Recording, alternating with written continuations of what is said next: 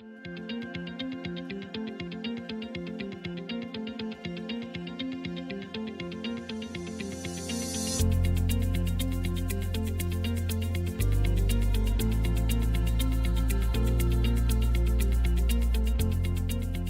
Richard Sandoval, and welcome to the 7th Annual Women Business and Wellness Event, an online experience produced by Hispanic Lifestyle.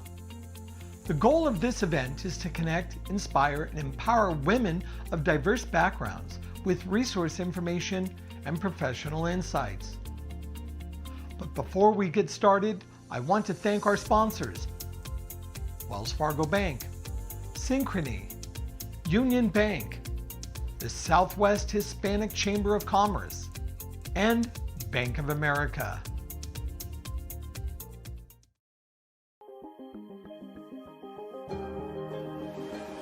What should the world expect from a bank? Perhaps a bank dedicated to meeting the challenge of change. A bank that honors the business environment and the natural environment with equal passion. Providing people and businesses the tools and insights they need to succeed. And offering people and communities the resources to flourish. A bank that recognizes that economies fluctuate, but values don't. And never forgetting, our only ambition is to help you fulfill yours.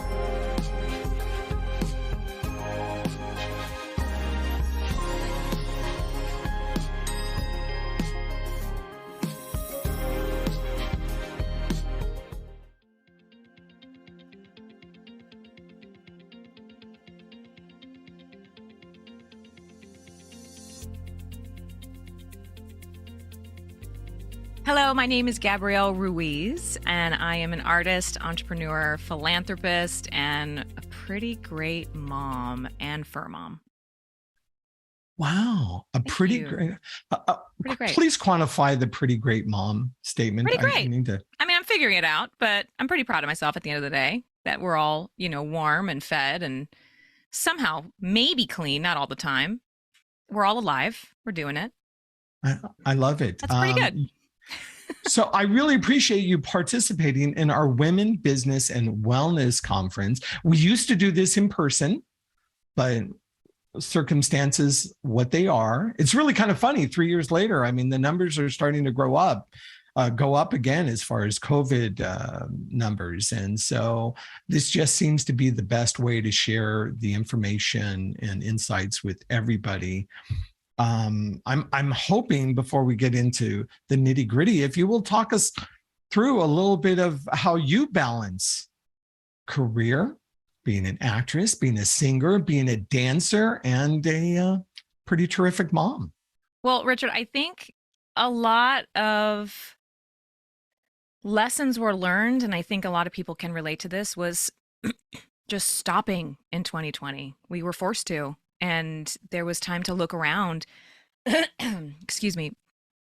There was time to look around and assess how we're doing, and what matters and what is life without everything that we thought was known. And what we learned, what is also existing around us that is also wonderful. So I come from the Broadway world. I've performed on Broadway for 10 years, and a TV show, Crazy Ex-Girlfriend, brought me to Los Angeles. Ended up being a permanent move for my husband and I. We were newlyweds at that point. And it was all about the next job. I think as a professional artist, a performer, the real job is always, what is the next job? So there's always looking into the future. There's always looking into what's next. And that comes with a lot of anxiety versus being present and enjoying where you are. So we were all forced to, or at least I was in 2020, forced to look around in the present and find the beauty in that around the chaos.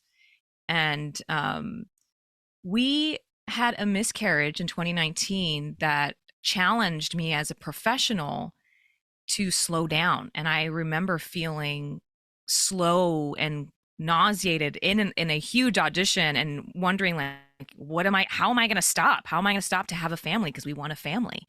And I didn't know that answer. And so when we started trying again in 2020, like in the fall, there was this beautiful opportunity for me not to feel like I had to do both. I had to, pursue acting as aggressively as I'm used to doing and pursue the next job. I was actually able to enjoy being pregnant and enjoy, even as lonely as it was, I was able to just do that and do some other artistic endeavors, because What Are Friends For, my podcast, started, I had time for that. I think everyone has this story, like they had time for other things that were never first. And the self-tapes and some of those auditions, sure, they came around, but they were not like they are now in the end of 2022, where things are picking up again. So I was able to appreciate the stop, appreciate the other parts of my life that I was afraid that would hold me back, and the balance that I bring now, when, of course, now we're, Mercedes, my daughter, is a year and a half, and Philip and I, my husband, we would love to start trying again soon. And, Murphy's Law, when work begets work, things have picked up for me and we want to start trying again. And it's like, you know what? Let's do it. Let's roll the dice. Let's make great problems and let's keep trying. Don't let other things hold you back, because you can do more than you realize. You can do and love many projects at the same time without putting pressure on them. Well, that's one of my favorite sayings. I'm paraphrasing now, but life is what happens when you start to make plans. So. Hey, congratulations. Thank you for sharing that story with us. And, I think I really admire people that don't sit around and wait for something else to happen. And we're getting to know each other right now, but you just don't seem like one of those people. Anybody that decides to go out and get some gear and start a podcast and do it. What is it about you? I know you're from Texas, goes to New York, and now you're here in California. So there is something entrepreneurial about you as well. There is. My grandfather had a produce business in Texas. My dad worked for him as a salesman. So I think the salesmanship of that, in my blood, really does feed into being an artist, because you do have to brand yourself. You have to believe in yourself. Even when the result is not there, you're ready for it. And I feel like there's a lot of that excitement when it comes to what's next. There's also not just anxiety, but there's also excitement with that feeling, to keep creating even when you don't know how it's going to land. Okay, let me get a little geeky and inside for a minute here. I am a big fan of In the Heights, saw it on Broadway. What role did you play? And how was the experience? It was my Broadway debut, so my experience was incredible. I was in the ensemble and I understudied Vanessa, Nina, and Carla, all the, I would say, young women roles. And I sometimes would be on for all 4 roles in the same week, depending on the weather, inside and outside of the theater. I loved it. I absolutely loved it. I learned Vanessa first, and as the first principal I learned, and fun tidbit about that is I performed Vanessa without learning second act yet. There was no time, and I had to go on because of the way the roster fell that night. I was the last option of understudies, and I remember our dance captain, Michael Balderrama, said, "How much did I teach you of Vanessa?" And I said, "Well, we've only gotten through first act." He's like, "Okay, so you're going to go on tonight. So go get some dinner in between shows and let's talk." And he walked me through it on both sides of the stage per scene. And I describe that experience as walking around stage with my eyes closed, because I had to trust everybody on that stage to make sure I wouldn't get hit or I would sing. And I remember knowing it specifically, but actually doing it with everyone around you. It's a totally different thing. And I'm very proud of that night. So fast forward to Crazy Ex-Girlfriend, yes. getting the call. I want you to describe when you booked the job. Yes, it was a recurring guest star at that point. In 2015, I was auditioning for it in New York. And when I had a callback on Skype with the two showrunners, Rachel Bloom and Ali Brosh-McKenna, the second callback after that, I was going camping with my husband and his family. He was my boyfriend then. And I remember them saying, you know what, we're going to take a few weeks. We're casting other people first. We'll call you in August. And that whole time waiting, I remember telling my husband, I was like, they're not going to call. They're not going to call. They're not going to call. The romance is over. You know, they're going to find someone in LA. I doubt it happens because it never happens, you know, quote unquote. And they did. They did call and said, can you come for a final callback to LA Friday? It was 4 days away. And I said, yes. I bought a one-way ticket. I auditioned for them in person. And I waited again until Monday when they called around 5 o'clock. I was waiting like, you know, a New Yorker in a new land of Los Angeles. I was waiting like at an outdoor mall, like Galleria, just kind of like not shopping, but just walking around, not knowing really anybody in Los Angeles. And I had like ice cream or frozen yogurt or something. And my agent called and said, you start next week. It's for 1, maybe 2 episodes. Congratulations. And the next call I made was trying to crash on someone's couch. Somebody that I knew in Los Angeles. Wow. And then I never left. I never left LA. And it was, you know, that quintessential classic story of about a one-way flight. And in season 2, I was bumped up to a series regular. How cool is that? It was pretty cool. Pretty good. Pretty good. I would say that's the theme. Pretty good. Pretty good. And speaking of pretty good, you know, we're in the holiday season. I mean, this year has literally flown by, and I know when somebody reached out to me and told me about your new song, Twinkle Twinkle. Yes. I thought, am I ready for this? And then you think about the holidays and all that, but you've been in the process of you spent the last 2 years putting Twinkle Twinkle together. Work me through that process. And sure. Tell me the inspiration. I spent 2 years talking about wanting to do it. And I have never. In production. I never have had this, you know, goal or coming to Hollywood to be a music artist, you know, and get a Grammy. And I don't say that because I don't think I can, but I love Hollywood for the television and the film side. However, once I started making friends here, I was doing this like side passion project of helping with Christmas concerts here in Los Angeles, and I directed them and I produced them, and I made friends there, and one of the volunteers always would write a poem for his moment, for like a number per se, like one of the concert's moments. And his poems were just so beautiful, and he wrote 4 of them for 4 different concerts. And another friend that we have in common is a music writer. And so Chen Xiang Tao, who wrote the poem Twinkle Twinkle, and 3 others, I asked him if I could have someone write songs with them. And they were so inspiring and so beautiful, and I wanted them to be immortal per se. And Charlie, Charlie Malcolm, who did the music and lyrics for Twinkle Twinkle, I am the person who took their both beautiful brains and brought us all together to make this single that we hope is a realized album in 2023. Wow. I know later, hopefully all this works out, that we're going to be able to share not only the song, but the video. Yes. With our audience as well. So yes, and Charlie learned quickly. Thank you. Charlie learned quickly that I work very fast and furious, just like, you know, not knowing second act of Vanessa and In the Heights. Like, we just go, baby. When it's time to go, you go. Dale gas, you know? And so when I remember texting him at the end of the summer, I'm like, man, we got to do that song. And he's like, I've had it ready. It's your turn. Like, you let me know when you can come over and let's figure it out. And it was first this huge musical theater ballad that you would hear like on Broadway style, and it just sounded so laborious.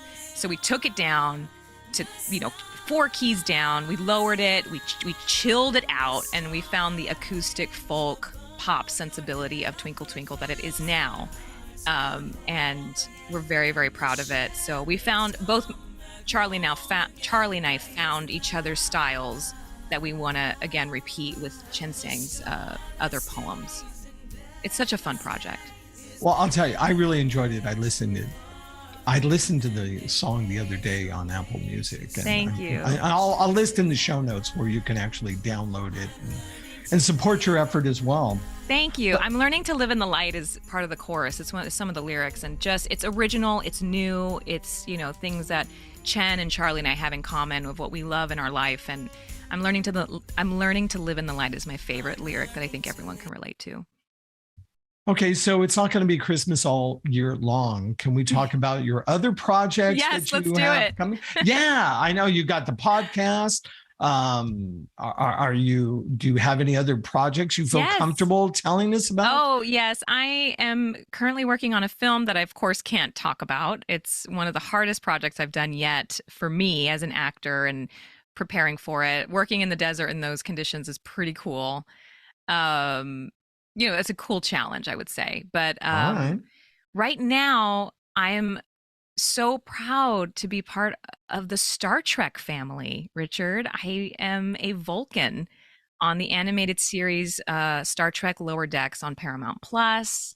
Live long and prosper. Do you get to wear the ears? I mean, it's an animation, so no, I'm just in a studio. And Mike McMahon, who you know from so many other wonderful animated series, Rick and Morty is one that he's biggest known for, but his comedy for Star Trek is just this love letter for all Trekkies, because there's so many like fun little golden eggs. They bring back, all the stories that, anyone that knows Star Trek will love Star Trek Lower Decks, because it brings out what you love, or the jokes that or things that you never understood in Deep Space Nine. They bring it all back, and I get to represent the Vulcan world on USS Cerritos. So the fact that they let me in, and the fans love T'Lyn is the character's name, I'm really proud of.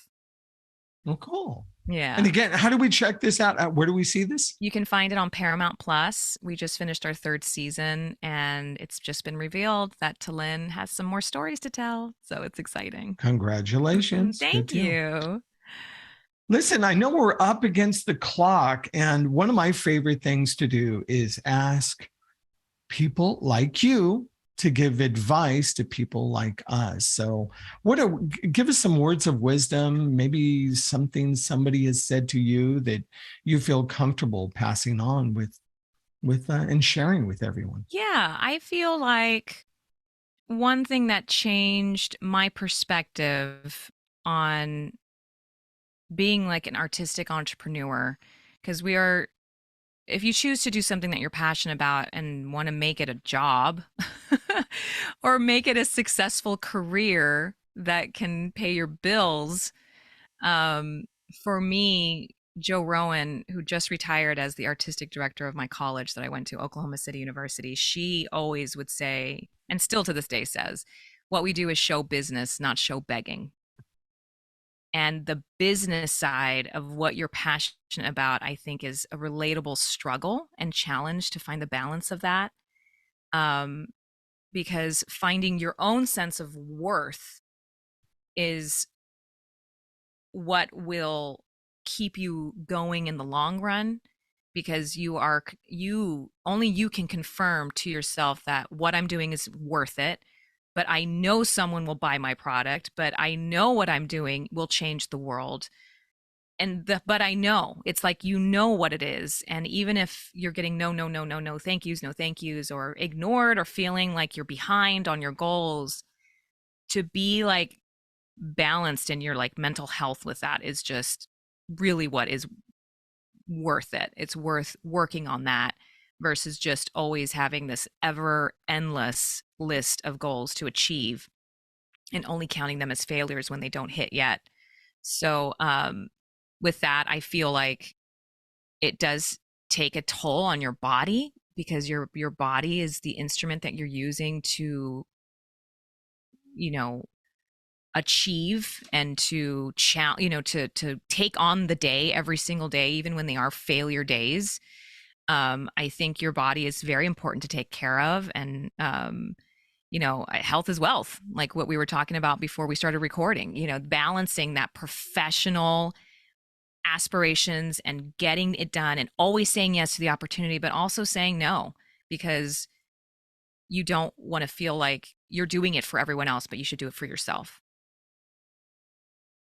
I love it. Again, thank you so much for spending time with us this afternoon, and look forward to seeing and hearing the song Twinkle Twinkle some more. Enjoy it and happy holidays. Thank you for having me for this event.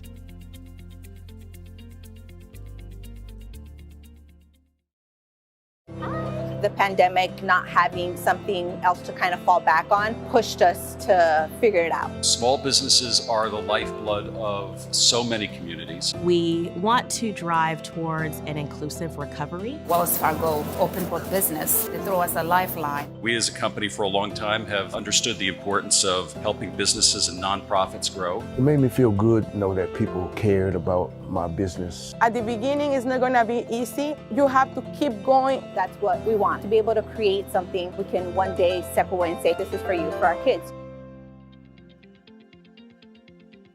Jackie, let's get some context in here quick, and that is, and it's okay for me to call you Jackie. Is that Yes. Okay? Give me a little bit of your professional background. How does somebody get into wanting to be an economist? Well, we're a bunch of nerds at heart. We love numbers and we love understanding the state of the country and the world and what drives our economy. Personally, I am from Florida, and then after school, I moved to DC, and I worked in a policy research organization there for a few years. And then most recently, I was at the Senate, where I served for 2 years. But I've now moved to Charlotte and joined Wells Fargo, and I love it so far. Is that what most economists do? Spend a little time in government? No. So in DC, there's a lot of different areas you can work in. There's politics and there's policy, and there's research, right? So I started out in policy research, and the think tank I was at was called the American Action Forum, and it very much specialized in economic effects of proposed policies. So that's really where I fell in love with econ, and decided to get my graduate degree at Johns Hopkins in applied economics. And then an opportunity opened up for me in the Senate at the Joint Economic Committee. So I was a senior economist there, and I got more into the policy analysis space while I was there, but also more direct interactions with senators and giving feedback on proposed legislation from an economic perspective. So the reason I wanted to come to Wells Fargo was because I wanted to broaden out more, focusing less on policy per se and more just the great nerdy macro stuff of what's going on and what can we expect to occur in the near future. Well, you brought up the word nerdy and economics. So with that said, can you kind of tell me where we are and give me a little update on, I knew some off camera, we were talking about some new numbers came out today. So kind of give me the state of where we are today. Yes. So the biggest question on people's mind, that was both when I was in DC and now that I've moved to Charlotte, North Carolina, is, are we in a recession? When will we be in a recession? What is a recession? So why don't I start there? A recession is a broad decline in economic activity, kind of across all sectors of the economy. So we'd expect to see production declines in investment, which we are seeing already, namely in the residential space and then also commercial real estate. So these are things really sensitive to what the Federal Reserve's doing, raising interest rates and so trying to cool the housing market. But then we'd also expect to see declines in consumer consumption spending, which to this point, consumers have proven remarkably resilient. We mentioned off camera that, we just had Black Friday. It was a record year for Black Friday e-commerce sales. So the consumer component of the economy is hanging on strong. And then lastly, we'd expect to see some sort of labor market softening. So what that would mean is a rise in unemployment, a slowing in employment growth, You'd expect to see fewer and fewer job openings come available each month. You'd expect to see some layoffs, just a general weakening in the demand for labor, which, while we're seeing some very early signs, demand for labor is still incredibly strong, and wage growth is still pretty strong. So we haven't seen a labor market softening yet, and we haven't seen the softening on the consumer side yet. But only a few months ago, I was hearing trends of we can't staff up enough. So really, where are we? Is there a balancing going to happen in the next few months? It's a both and situation right now. So anecdotally, according to surveys, businesses are still having problems finding workers, especially small businesses. And that's one of the parts of a recession that do disproportionately affect small businesses. At the same time, you do still have relatively solid job growth. So it's not going to happen all at once, but you do need all of these components to kind of fall together in order to meet a broad-based recession like we would expect. Should we start preparing for a recession? And if so, do you have some tips, some insights, if you will, how we should manage our money and prepare for a recession? So here's what I can tell you. Wells Fargo, we do forecast a recession next year. The good news is it'll be short, so about 3 quarters long from the third quarter of 2023 through the first quarter of 2024, and it will be relatively mild. So what we are forecasting is about a 1.5% decline in real GDP. So that's the inflation adjusted value of all goods and services produced in the economy during this next recession. And to compare, to the Great Recession, we saw about a 4% decline then. And if you look at all of the recessions, post World War II, on average, the decline is about 2.75%. So this upcoming recession that we're forecasting, that we're predicting, will be relatively mild and short. And the reason it is going to come about is because we don't expect this consumer strength to hang on forever. I mean, real incomes have been falling and they will continue to fall, but consumers have been able to keep up the pace of spending, largely because of the accumulation of excess savings that occurred during the pandemic. By our estimates, excess savings will, run out by the end of next year.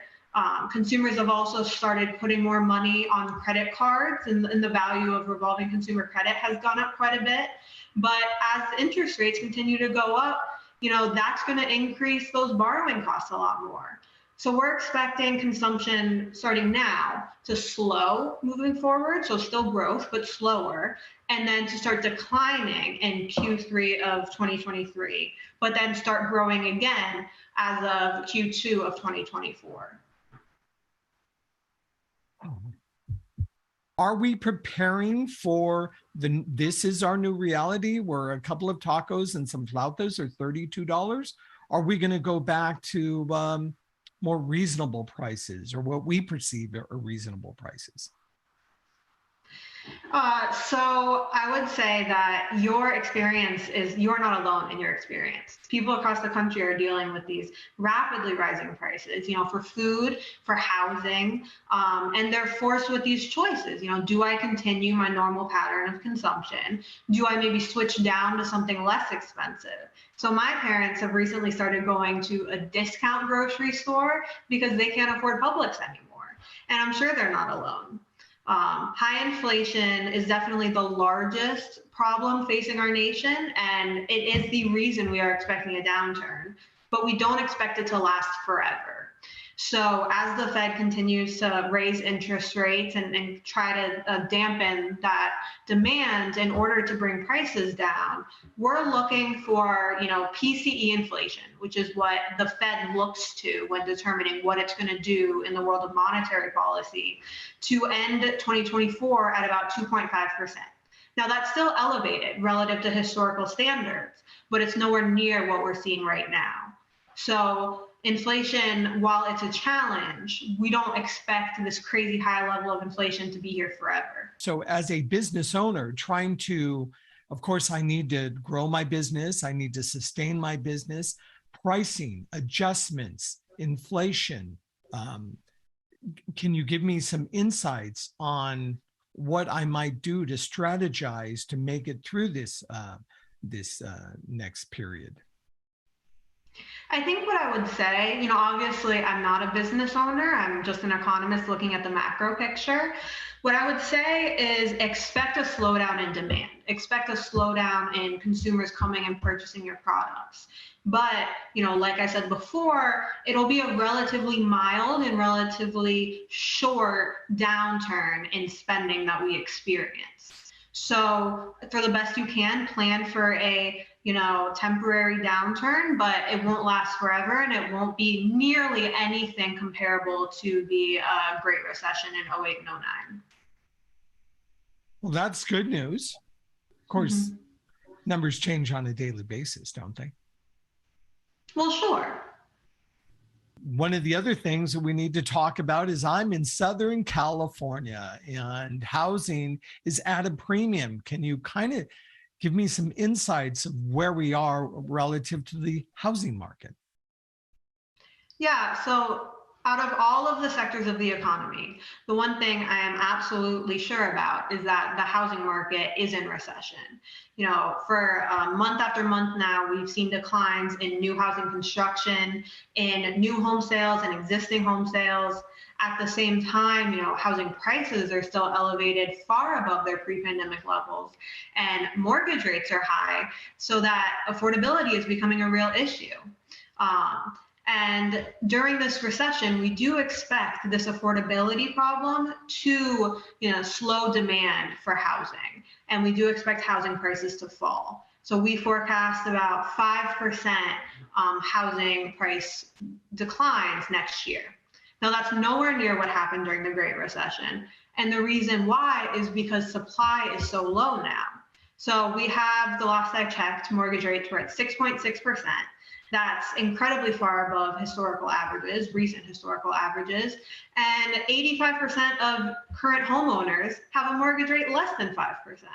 So people are very reluctant to sell their homes and give up their relatively lower mortgage rate for a more expensive financing cost. At the same time, while we expect demand to slow, we don't expect it to completely plummet, because there's this contingency of prospective first-time home buyers kind of waiting at the sidelines for mortgage rates to fall and jump in and buy what they hope will be a cheaper home for their first time. So because of that, we do expect the housing market to continue to decline for some time while the Fed continues its monetary tightening. I want to go a little bit to another topic, and that is other industries. We mentioned housing. Are there other industries right now that are overperforming or underperforming, and might have some insights on? So I will say another very interest rate sensitive sector is the technology sector. And that's why, you may have seen reports of these huge layoffs for tech companies, and that's, kind of to be expected.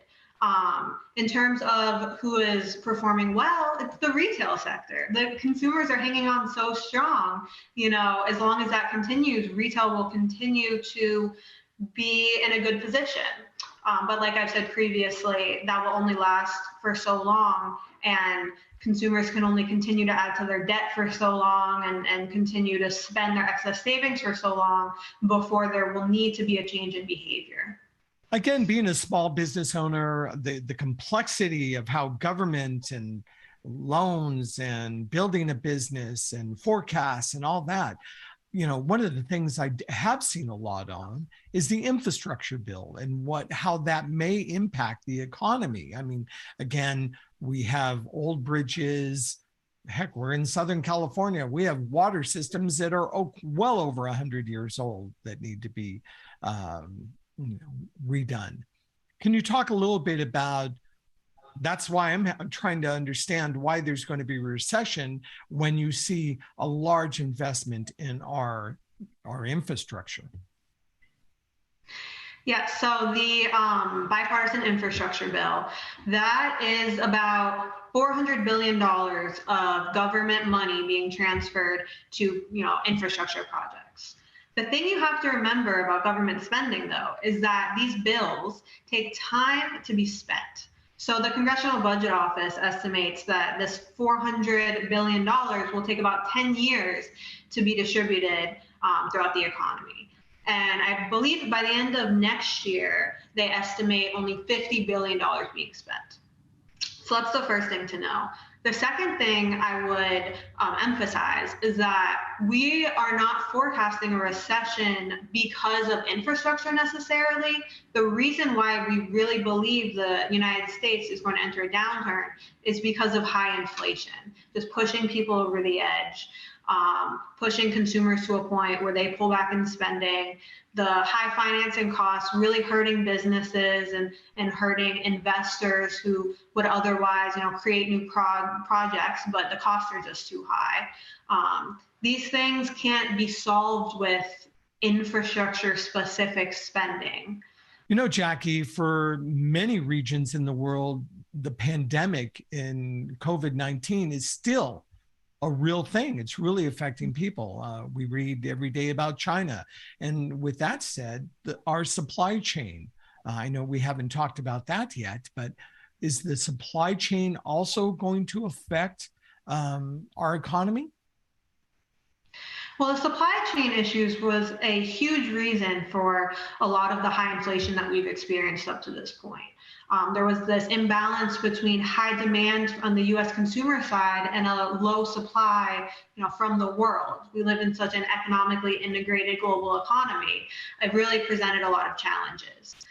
And you mentioned China. China is still of high concern, especially given, some of their COVID lockdown policies potentially affecting global trade and China's energy consumption, which has implications for global energy prices and gas prices. So that is definitely something we're watching and something to be cognizant of. But on the supply chain side, I can give some good news. We have been watching the status of supply chains, and there's trackers of the number of ships waiting outside the ports of Los Angeles and Long Beach. At one point last year, it was over 100 ships. The last I checked, there was no ships. So supply chain pressures have certainly eased quite a bit, and that has helped to bring down goods inflation specifically. However, we're still facing, challenges in services inflation, core services inflation, and energy inflation could prove to be a challenge in the future, depending on global markets. Well, we're going to take another stab at this, Jackie, but I want to thank you once again for spending some time with us this afternoon. And I would like you to share your final thoughts and wrap it up for our segment. Sure. Thank you so much for having me. This has been a lot of fun. I would say my final thoughts is that, in 2023, we do expect a downturn, but more than anything, it's a correction from this huge run up in demand that occurred following the pandemic, confronted with the supply challenges that really stoked record high inflation for the United States out of historical character for us. So we will need to suffer some short-term pain as the economy corrects itself. But after that, I hope that it just sets us up for long-term growth as we expect the economy to start growing again in early 2024.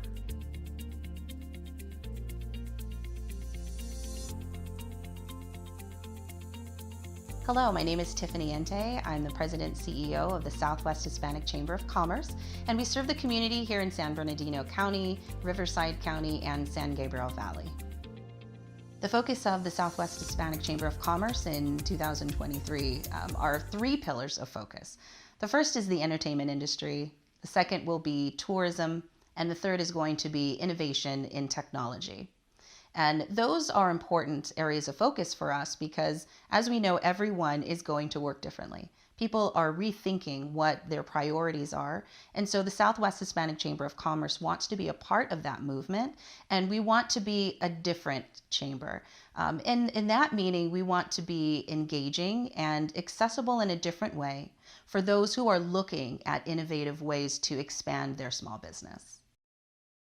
Yes, I've been working indirectly with the California Hispanic Chamber of Commerce for over 8 years now. Currently, I was doing business development as a business advisor through the SBDC, through the California Hispanic Chamber of Commerce, and I'm very passionate about that. And the reason is that we're giving hands-on, tangible tools to small businesses so that they can expand, whether it be through human resources, which is my area of expertise. I've been in human resources for over 17 years, and also financial statements, budgets. You know, how do you look at expanding through development? How do you develop your own team? How do you look at your business and determine where you are and how you can grow, and also utilize resources, which the California Hispanic Chamber of Commerce has been fantastic at doing.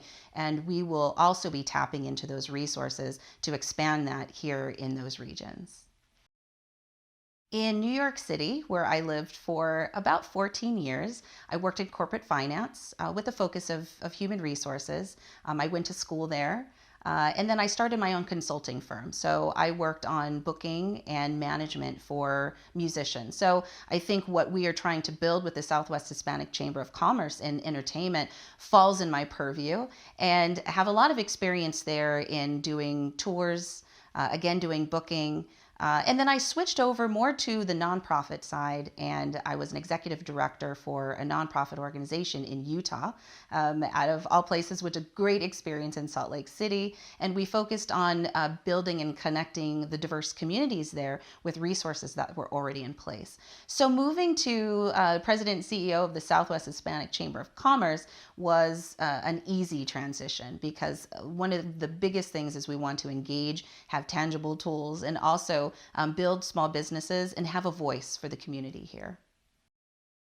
We really are trying to build our membership base, and the importance of that is to interact and be able to offer the tools that we have and also the resources. So please visit our website, and you can also contact us through our phone number. But we'll be hosting events throughout the year. We're going to have a launch in January. We're also going to be aligning with the California Hispanic Chamber of Commerce and their events, other chambers that are in the area. But we will be working legislatively. We'll be having larger events later in the year. So please, again, visit our website, because you'll be able to find out all of the activities that we're doing and ways that you can engage with us.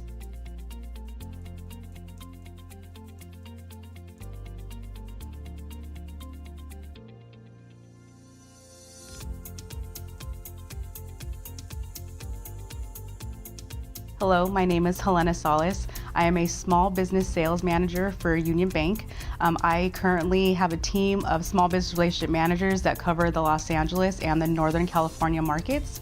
Been with Union Bank for about almost 21 years now in various positions, but I found a true home and love in all things small business about 5 years ago. When we profile a business and we're taking a look at, what they're trying to accomplish, the knowledge base that we've been able to give, specifically even our small business bankers here at Union Bank, is mainly being able to review financials, being able to have those types of conversations, having those in-depth, understanding the inner workings of the business itself, and then at that point bringing in various partners if that need becomes available. So one of the big things that we see in our particular small business space is a lot of first-time buyers when they want to buy their first commercial building. So when it comes to owner-occupied commercial real estate, it's one of those unknowns. And what I equate it to is like when you have a first-time home buyer, right? There's so many unknowns, and they think, okay, can I make this work? Can I not make this work? And it becomes this this dream that's very far out. When in reality, if they sit down with a mortgage consultant and they have that conversation, they know, okay, maybe there's FHA available, or maybe there's various conventional products that they can go with.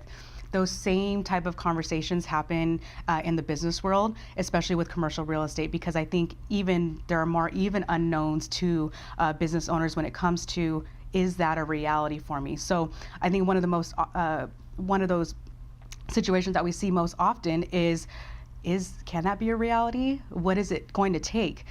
So having those educated conversations with our clients, with our business owners, letting them know, okay, this might be a pipe dream, maybe 12 to 24 months to 36 months down the road. We have to start planning now. But there are avenues that we can take through the SBA.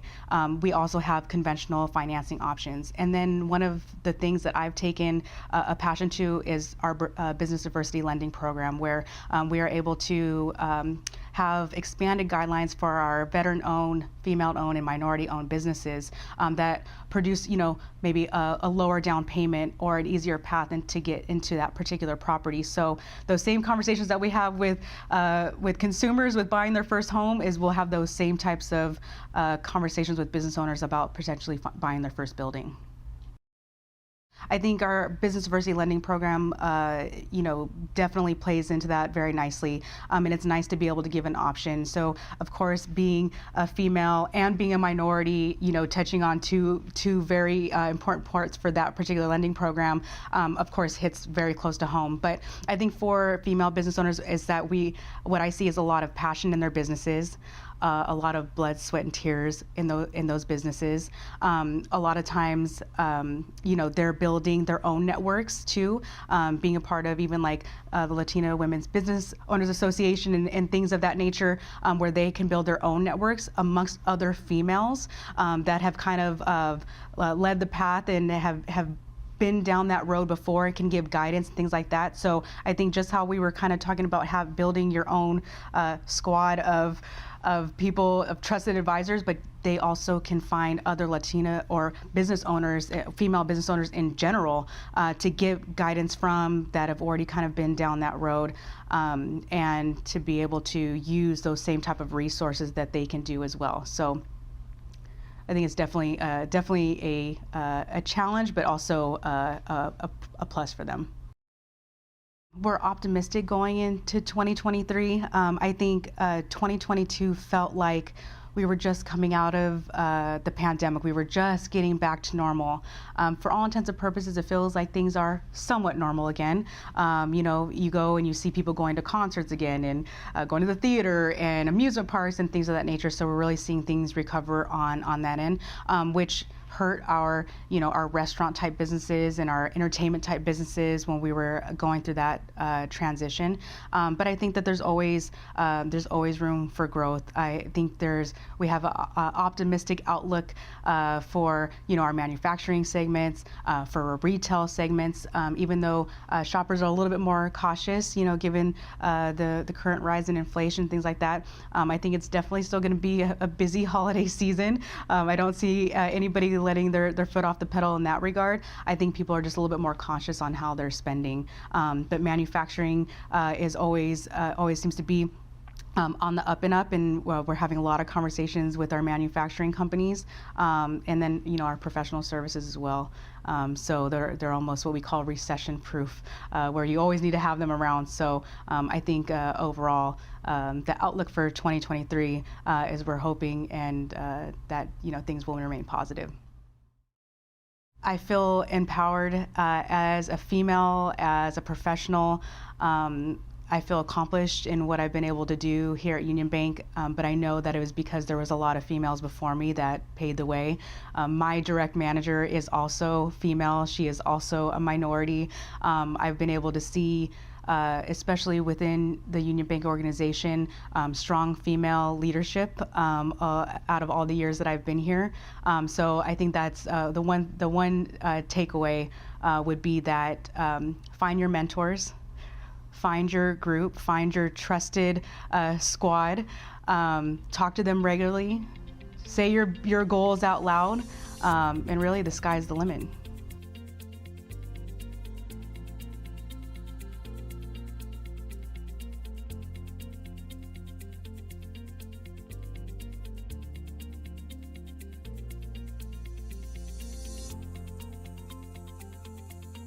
Hi, my name is Kat Shepard, and I am a professional trainer and entrepreneur.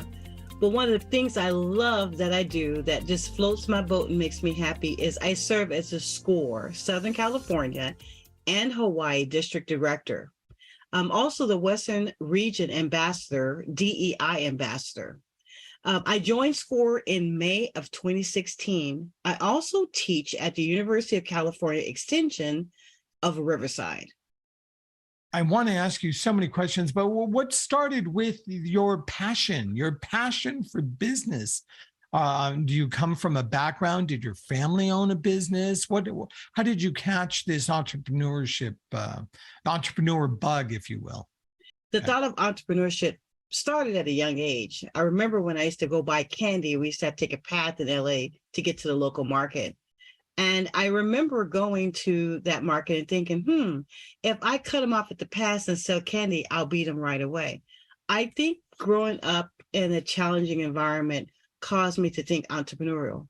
And I would always think about what I could do and how I could be successful.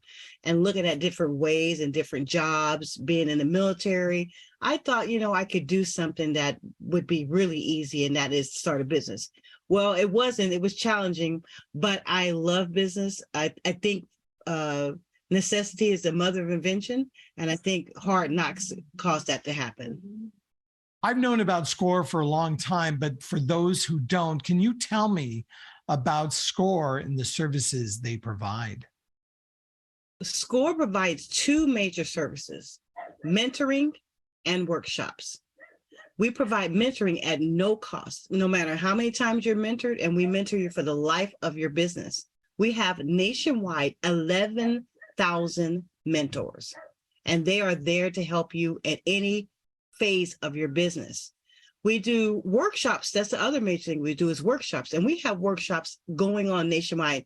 There are local workshops in person, but there's several Zoom workshops nationwide that you can attend. So you can log on, and most of them are no cost. There are some at a nominal cost of less than $20. And you'll love to attend those workshops. Very engaging. I don't know about you, but sometimes I'm really close on the edge of like, okay, I have a client, they have a budget, I have a restaurant. How much should I charge for the food? Is that the type of mentoring, some advice, somebody that you could bounce ideas off of that SCORE offers? Pricing is a really, you have to really think about it. When Starbucks started, somebody probably laughed at them, because what did coffee start costing when Starbucks thought about it? They probably were selling coffee for dirt cheap, and somebody says, I'm going to sell Venti. First of all, I still haven't got that, by the way, what the sizes are, right? I'm still a large, medium, small, but they have a whole different, I don't drink coffee. But think about the cost factor. Somebody said, I'm going to sell coffee. I'm going to put chocolate in it. I'm going to put whipped cream on it, and I'm going to sell it for an enormous price. And somebody probably laughed at them, but they're selling it. So when there's a demand, or if you create the demand that's there, it's different. The other thing you think about is competitive analysis. It is really important to do a competitive analysis, but that doesn't mean, just like Starbucks, you need to sell what everybody else is selling. So it's all about need and demand. It's all about the need and the demand, what's out there. So in the recession, let's think about the pandemic. Let's go back a little bit. Not that long ago, we had a pandemic. People had to definitely take a shift and pivot. That's the key word. During this time that may come, may not, we hope it doesn't, right? But you have to think about pivot strategies. It's not just about pricing. It's about adapting to the environment and making your product service available. So again, you're going to have to do a competitive analysis. Doesn't mean you need to be cheaper, but you need to be able to supply what people need, and the pricing will come with that. So it doesn't mean you need to discount your price, but you may need to adjust your product offering, and that may adjust your pricing also. A follow-up to that is, what kinds of questions do you find more often than not are being asked by SCORE counselors? The biggest area is marketing. People want to figure out how to reach their client. A lot of people know how to make the best chocolate cake. They know how to make the best small, tiny house. They know how to make, they create their book. They want to sell their book. But what they don't understand is how to market. So they may have the talent, the skill, the craft, and they know how to do it. They may even buy franchise. I've seen people buy franchises and get that free 2 weeks of training with the franchise after they spend hundreds of thousands of dollars buying the franchise and building out a business. But if you build it, will they come? That's the question. If you build it, will they come? You have to really get the attention of your target audience. So most people come here, and after they build it, they've been struggling and they've been going in business. Sometimes they say they're in business 5 years, but they don't have the clientele. They don't have the traffic. So marketing is a huge animal. It's so many different ways that you can market. There's so many different things you can do. Think about social media. Think about retail marketing. Thinking about having people sell your product service. There's through partnerships. There's so many different ways to get to that. And most people don't know how to craft that marketing message or develop that marketing strategy. What advice do you give to women entrepreneurs? Are they in a special category by themselves? But you're a woman, you're an entrepreneur. What advice are you giving to your colleagues and your friends that has been useful in your business? But because we're responsible for so many things that other people are not responsible for, and also we're not funded as much as other businesses are. We're funded less and compensated less than other our counterparts are. So it's challenging in the business world. It's challenging. What I say, one thing about women though, we are resilient. You know, we will run those businesses very effectively on the shoestring budgets we're allowed to do. And some women are just crushing it. So what I say to women is do it, go for it, and don't give up, because it is also statistically proven that we actually will work really hard and do really great at businesses that we are running. So I say go for it. Finally, how do we get a hold of you to get more information regarding SCORE? I'm sure I'm going to put this information in the show notes. Well, we can be reached at Inland Empire SCORE. If you go to our website, it's inlandempirescore.org. And if you go to inlandempirescore.org, you'll get to our screen here. Now, if you want to find a mentor, just click on Find a Mentor. And from there, you have two options that you can actually choose from. One is you can browse the mentor profiles. And if you do that, you can browse the mentor profiles and you can actually search to find the mentor you want. So you can actually search within this environment and specify your communication method, your language, your expertise that you want to communicate with or connect with. You can choose the industry that you want the expertise of our mentor to have. You can even type in keywords and search. And once you do that, you will find, you can search locally by just choosing Inland Empire and your results will just go locally. Or you can actually take that checkbox off or leave it off and you'll be able to search nationally to find the different mentors we have. The other thing you can do is you can click on Take a Workshop at the top, and there's several workshops nationally and locally. So if you want to show the local workshops here, you can click this checkbox. Other than that, we have several workshops that are available from your own home or office to actually view. I love it. Gosh, that is so easy. Again, Kat, thank you so much for your time. Thank you for all the effort you put in to advising businesses and sharing your passion and your knowledge with entrepreneurs. It's no problem at all. I love it. Thank you for all you do, Richard. I appreciate everything you do and having this event every year. I just love it. Thank you so much.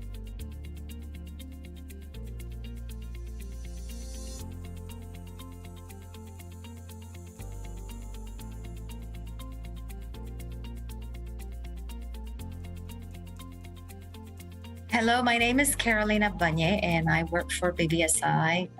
I am a business developer. I work for this company for 10 years, so I like what we do. And I started doing payroll for this company, and then I moved into an HR consultant position, and then as a leader. And then since I like what we do and how we help small businesses understand the nuances of HR risk and payroll, I decided that I could speak of it because I love I lived in the guts of the operation. But prior to that, I worked for the state of California under their payroll department. And I learned wonderful things about employment and unions. And if I work my way back, I did staffing and benefits and garnishments. And so it's sort of like, I sort of like fell into this part of the industry that helps businesses.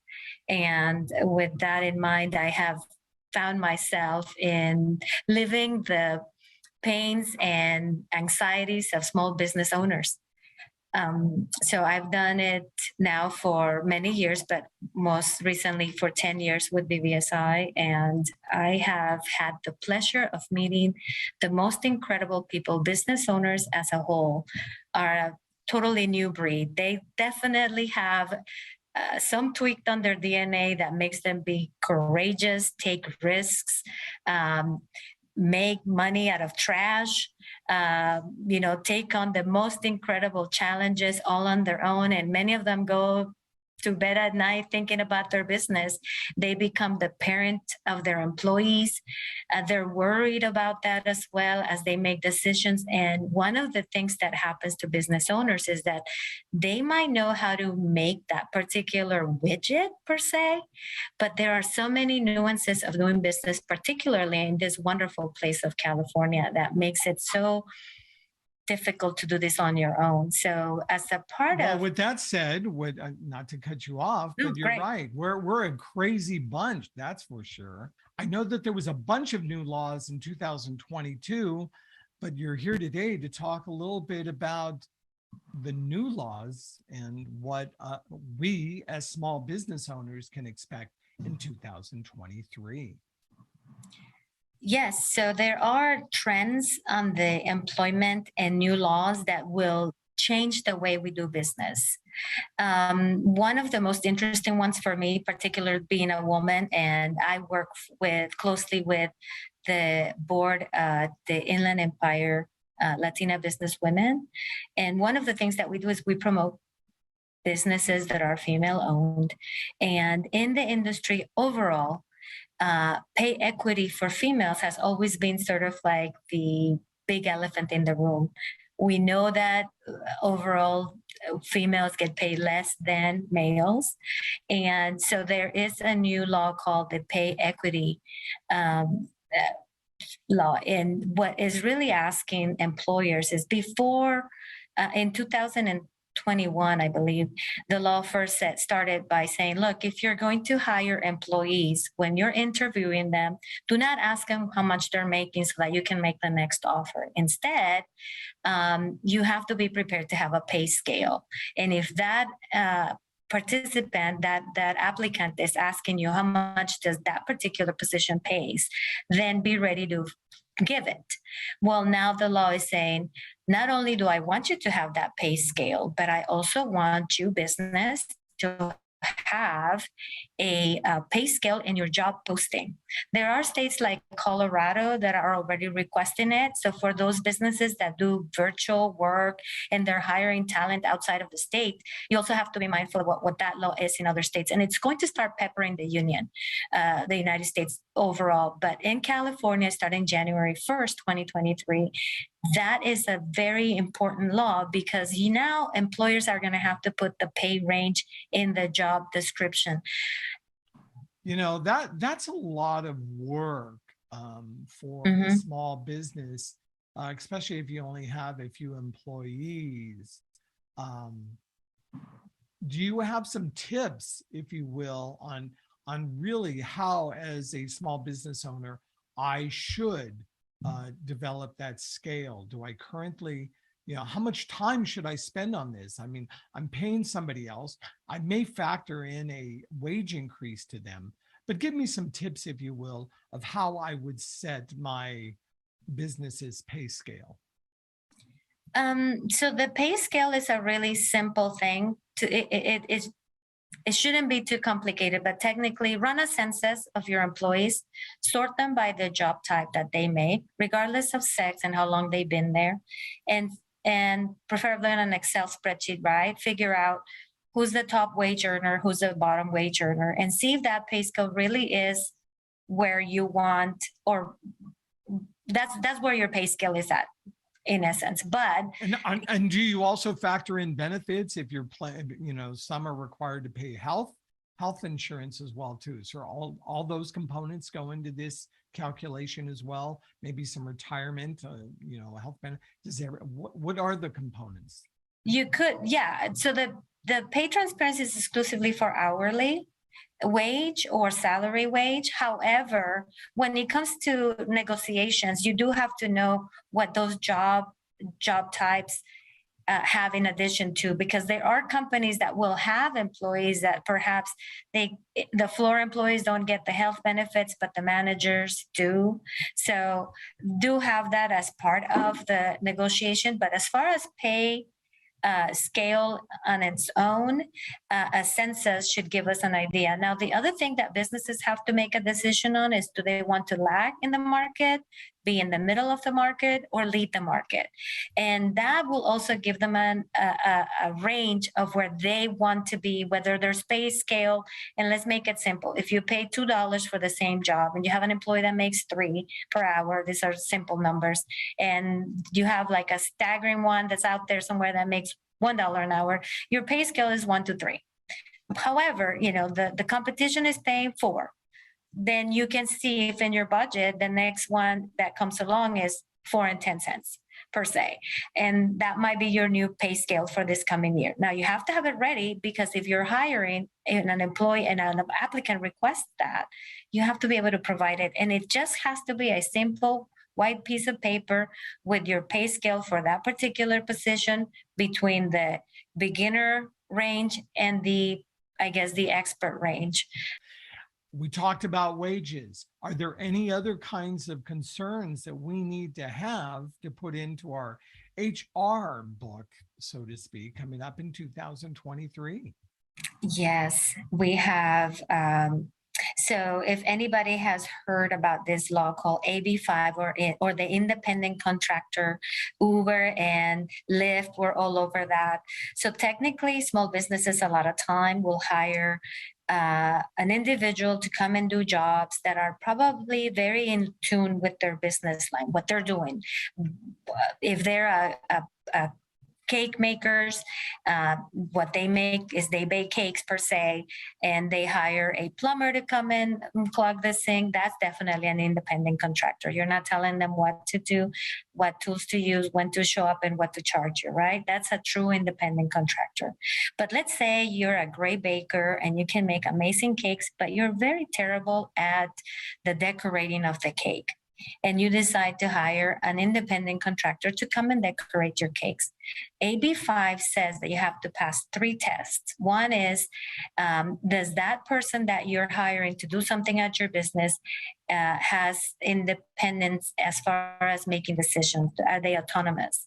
The third one is, do they do business with other businesses? And the second one, which is the most important, is, are they doing something that is very tied with your business? This technically should be your employee. So in this case, if that person that I hired to come and decorate my cake, since my business is truly cake making, the decorator, even if they decorate for a bunch of other bakeries, technically would qualify as my employee. So misclassification is incredibly important. It's going to continue to be a topic of conversation. The federal government is trying to also work on independent contractor and misclassification rules. AB5 is very strong here in the state of California. It has been fought by the trucking companies for years. And finally, we've lost the battle. I add myself to that because I have a bunch of trucking businesses that consult with us. And now they have all these trucking companies or independent contractors that don't qualify but to be employees. So there are a lot of nuances to that, and that is a thing that will continue to pepper our employment law and practices moving forward. Okay, so we talked salaries, we talked independent contractors. Really, is there more for 2023? There's so much more, but I'll tell you the one that really is going to resonate. Let's talk about CBD oil, THC, marijuana in the workplace. So the federal government says that, you can exclude someone who does not pass a drug test if you have a drug test prior to hiring someone, right? And there are certain things that you don't need to allow for purposes of safety and risk. Employers have the right to not allow someone who can legally drink themselves to sleep last night. They need to be able to work the next morning and be safe in the workplace, right? So when it comes to marijuana, who has been passed as a recreational and legal substance, the federal government does not yet acknowledges as that. So in the state of California, if you test positive for marijuana, maybe post-accident or pre-employment testing, employers have the right to say we will not offer you the job, or you were under the influence. One of the things that has is being challenged, and now it's going to come into effect January 1st, is that we don't have sophisticated testing to say that someone who ingested marijuana via smoking it or eating it is truly under the influence when the test is made, versus when you get a test for alcohol, it's still present in your bloodstream. They can say you have a certain percentage, you're probably positive, or cocaine, methamphetamines, you name it. There's a bunch of cocktails out there that people explore with. So in this coming year, you cannot discriminate if an employee tests positive on a pre-employment test for a job for marijuana. Now, that makes it, they excluded construction companies. Wow, why not, right? Those guys climb on machines, they dig holes, they could be, in the risk all the time. Trucking companies, transportation, you don't want someone who could possibly by 1% be in any way under the influence. But what that does to employment is that now when you're going to say, hey, we're going to have a pre-employment test, they're going to test that the employee doesn't have THC.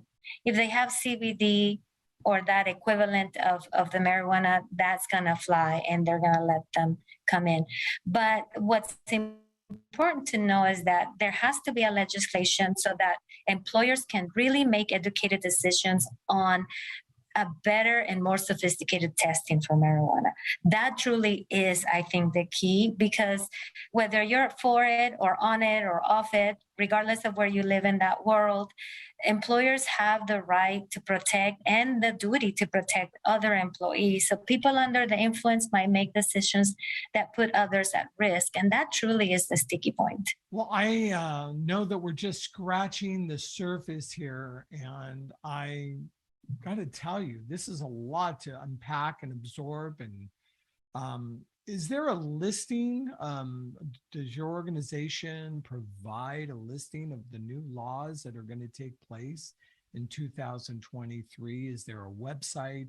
Where would I go for more information and possibly even talk to you about some of these topics? Thank you very much for asking. So we do provide a list of the upcoming laws that will affect our industries. In addition, once or twice a year, we will provide a webinar, and we'll be more than happy to extend it to those who reach out. But in essence, we go over the laws in more detail. And then we circle back with those that have specific questions for their specific situation in their specific business life cycle. Because there are laws that apply to employers that have 5 employees, 10 employees, 15, 20, 100, etc. So, and then for some employees, there are portions of those that apply and or not. So to answer your question, yes, we can provide a listing that gives you sort of like the cliff notes of what's coming. And then we can absolutely invite those that want to have a nice cup of coffee and listen and don't kill the messenger, because the laws sometimes are not the most favorable to employers. So yes, we can do that. Well, great. I'll list a link in our show notes, and so people can get that information. This is a great time to wrap up our conversation. But again, any final tips, any final thoughts, and And I am repeating myself. Thank you so much for accepting my invitation to speak today as part of our Women Business and Wellness Conference. Well, I really appreciate you having me. And I think that we have the power of community, and teaching others what we know is a good way to move forward. And I would love to always help. I think that you plant the seed and you expect things to grow. So this is a good way to put it out there in the universe. I'm very grateful for you having me.